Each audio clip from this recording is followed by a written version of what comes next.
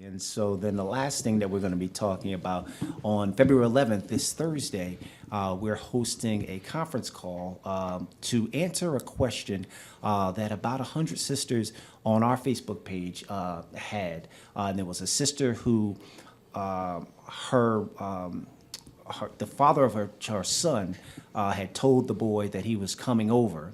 And then he didn't come, and the boy was sitting on the porch waiting for him. Sad. And so what we decided to do was host a workshop on what single mothers can do to deal with disappointment with their sons when that does in fact can happen. And there's a good sister named Kumari Davis that wrote a book called Real Talk, Strategies for Single Parents and Co-Parenting.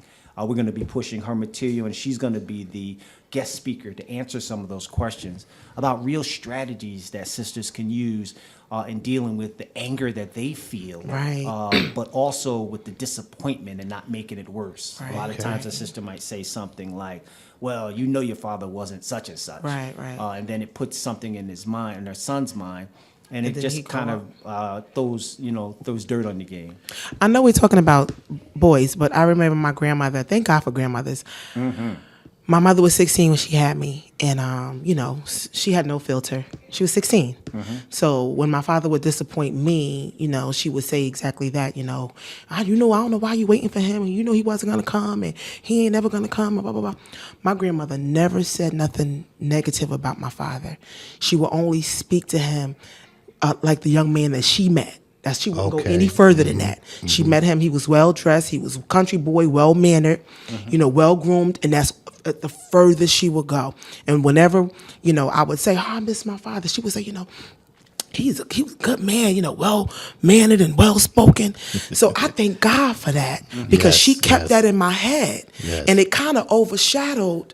I went through a lot of pain and a lot of years of disappointment, but today, my father is exactly who my grandmother said he was. Wow. And I think, and if she wouldn't have said that, all I would have remembered was the hurt and pain and the he ain't this and he ain't that.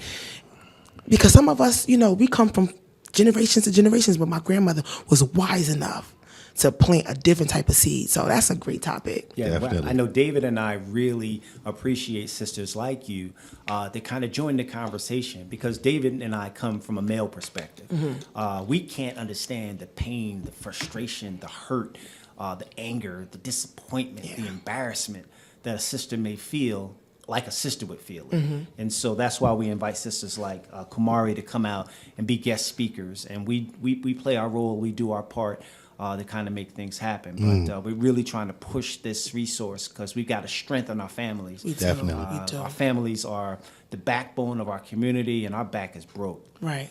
Well, I can tell that this is going to be a meaningful seminar. Many seminars are not.